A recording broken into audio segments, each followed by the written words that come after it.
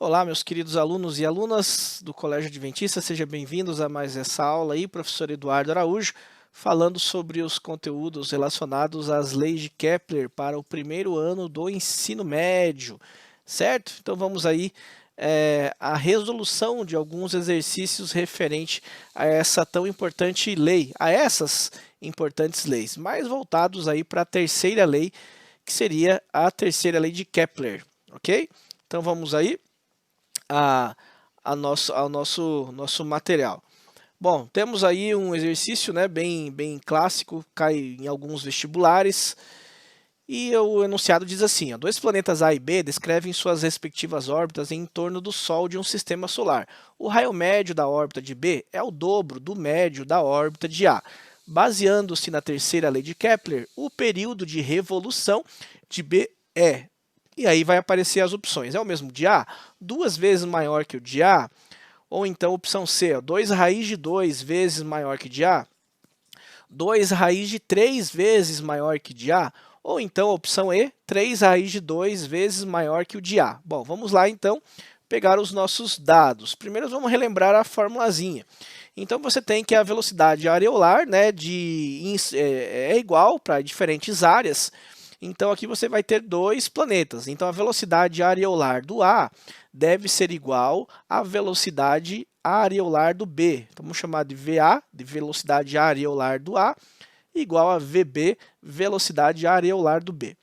E aí você calcula a velocidade areolar, né? E também utilizando a terceira lei, né, você tem que o período que um objeto ao quadrado, né, o período que ele percorre ao redor do Sol, deve ser dividido pelo raio médio ao cubo. Pensando isso no planeta A, né, então o período de revolução do A deve ser igual ao raio médio ao cubo do planeta A. Como as velocidades areolares são iguais, você também pode igualar isso aqui pensando no planeta B. Né? Então, e também a lei da proporção harmônica, né? Que você tem períodos e raios diferentes, mas no mesmo sistema solar, acaba tendo uma mesma constante de proporcionalidade. Então, quando você tem o período ao quadrado dividido pelo raio médio ao cubo, isso é chamado de constante de proporcionalidade, ou seja, para qualquer planeta que você pegue dentro desse mesmo sistema solar, ele sempre dará uma constante. Então, você pode falar que para um outro planeta, o B, elevado ao quadrado, o período dele, sobre o raio ao cubo desse planeta B, deve ser igual ao do A, né? Constante de proporcionalidade. Se tivesse mais planetas, isso ia ficando igual sempre, né? Isso é igual à constante, que é chamada de lei harmônica também. Então, usando essa relação aqui, ó, eu simplesmente substituo os dados nessa formulazinha. Então, vamos ver os dados que eu tenho. Dois planetas A e B descrevem suas respectivas órbitas em torno do Sol de um sistema solar. O raio médio do B, então vamos colocar assim, ó, o raio médio do B, ele é igual ao dobro do A, ou seja, dobro do raio A. E aí eu faço o quê? Substituo. Né? Eu vou deixar esses valores aqui, né, tudo em função de A, certo? Então, a primeira parte eu vou manter. Então, vamos fazer aqui embaixo agora. Então, você tem que o período do A ao quadrado deve ser igual ao raio do A ao quadrado. Desculpa, ao cubo.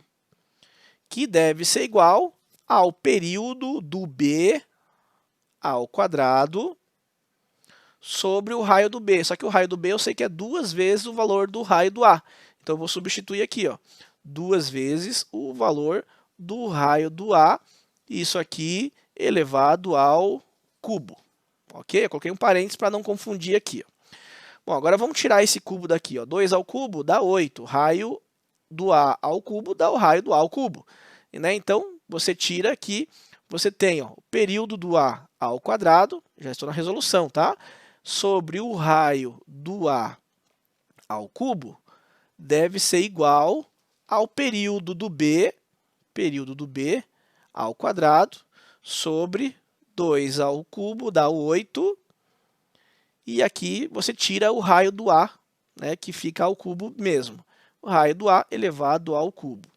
Aí você tem raio do A ao cubo, ó, dá para cortar, certo?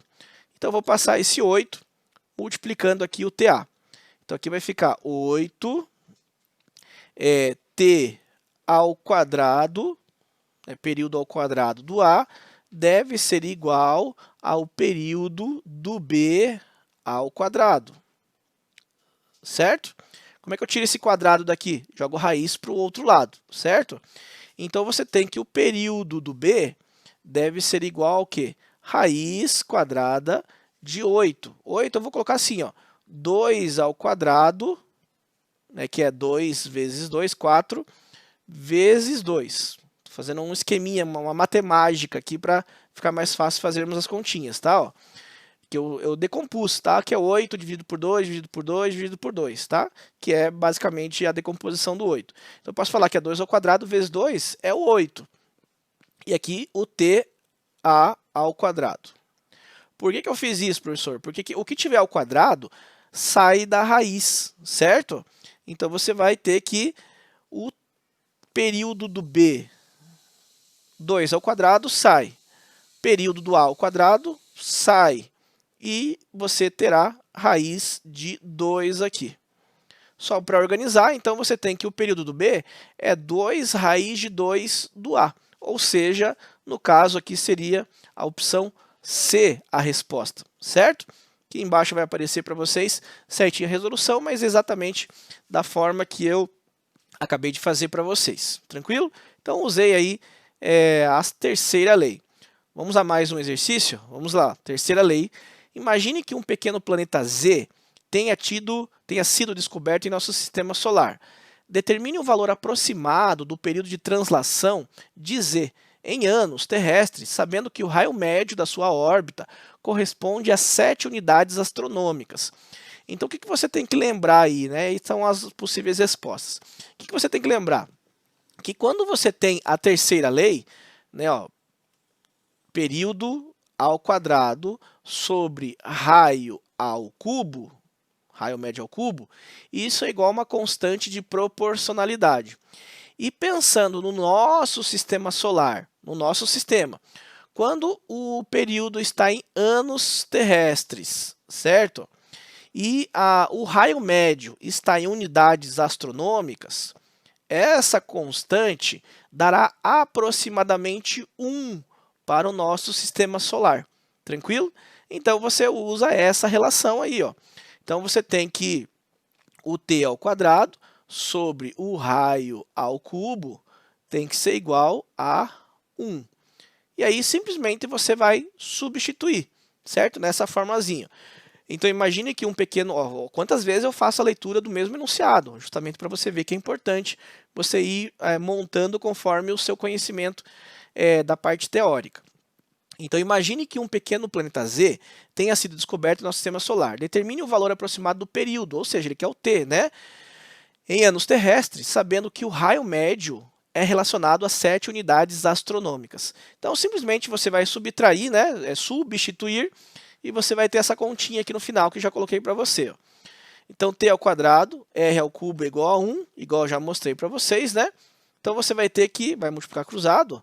Então, o R ao cubo vai multiplicar por 1, e você vai ter que T ao quadrado, período ao quadrado, igual a R ao cubo. Ou seja, período ao quadrado igual a 7 ao cubo. Por que 7 ao cubo? Porque ele falou que era 7 unidades astronômicas. 7 ao cubo. Ou seja, T ao quadrado igual a 343. Esse quadrado, você tira a raiz do outro lado. E aí pode fazer na calculadora, não tem problema. Dará aproximadamente aí 18,5 anos, que seria a opção B para esse exercício aí. Tá? Então, para o nosso sistema solar, somente para o nosso, né? Por isso que ele diz aqui, ó, um planeta Z que tenha sido descoberto no nosso sistema solar. Essa constante de proporcionalidade em um outro sistema solar pode ser diferente, pode ser, não necessariamente será 1, pode ser 2, 3, um valor qualquer, menor do que 1, tá? Um valor qualquer. Mas para o nosso sistema, é isso que você precisa lembrar, que é 1, desde que o seu período esteja em anos e a sua órbita, né, o seu raio médio e da órbita esteja em unidades astronômicas. Beleza? Então, vamos lá, vamos para mais um exercício. Próximo ali é teórico. Vamos ler comigo lá. O astrônomo alemão J. Kepler, né, nessa época que ele viveu, adepto do sistema heliocêntrico, desenvolveu um trabalho de grande vulto, aperfeiçoando as ideias de Copérnico. Em consequência, ele conseguiu estabelecer 3 leis sobre o movimento dos planetas, que permitiriam um grande avanço no estudo da astronomia. Um estudante, ao ter tomado conhecimento das leis de Kepler, concluiu, segundo as proposições a seguir, que... Então vamos ver as proposições. Primeira, para a primeira lei de Kepler, lei das órbitas, o verão ocorre quando a Terra está mais próxima ao Sol e o inverno quando ela está mais afastada. Será que é verdade isso? Bom, vamos ver. Para a segunda lei de Kepler, lei das áreas, a velocidade de um planeta X em uma órbita diminui à medida que ela se afasta do Sol. Vamos analisar. E a terceira e última afirmativa, para a terceira lei de Kepler, lei dos períodos, o período de rotação de um planeta em torno do seu eixo é tanto maior quanto maior for o seu período de revolução. Então, vamos ver quais são as afirmativas corretas, tá? Então, para não perder muito tempo, no próximo slide já está a resposta para vocês aqui, ó, que seria a alternativa C. Agora vamos ver por que as que estão corretas e na correta não tem o que falar, né? Está correto e ponto final. Agora as outras que estão falsas, aonde que estaria o erro? Então, na alternativa C que você visualizou, ó, apenas a 2 é verdadeira. Vamos marcar já aqui, ó. Apenas a 2 é verdadeira, ou seja, essa aqui, ó. Então, para a segunda lei de Kepler, lei das áreas, a velocidade de um planeta X em sua órbita diminui à medida que ela se afasta do Sol. Ele está falando do periélio e do afélio, certo? Então, do periélio mais próximo ao Sol, cuja velocidade é maior, e o afélio mais afastado ao Sol, cuja velocidade é menor. Então, aonde está errado na primeira e na terceira? Então, está mostrando aqui, ó. As estações do ano não têm relação com as posições do periélio e do afélio, certo? Tem a ver com outros fatores, mas não necessariamente diretamente ligado ao periélio e ao afélio. E na terceira, né, que diz assim, ó, para a terceira lei de Kepler, o período de rotação de um planeta ao redor do seu eixo é tanto maior quanto for maior o seu período de revolução. Então, a terceira lei de Kepler não faz referência ao movimento de rotação do planeta, certo? Rotação em si faz movimento ao período de revolução, que é uma volta completa ao Sol, que seria relacionada ao período ao qual ele demora, né? Então, o período elevado ao quadrado sobre o raio elevado ao cubo. Então, veja que não fala sobre a referência do movimento de rotação, certo? Tem a ver com o período e com o raio, não necessariamente com o movimento de rotação. Então, essa terceira também está errada, ficando realmente a opção C. Tranquilo? Então, seria isso, pessoal, para essa aula. Vou já voltar aqui com vocês. Então, dessa forma, né? Seria isso que eu queria passar para vocês nessa aula.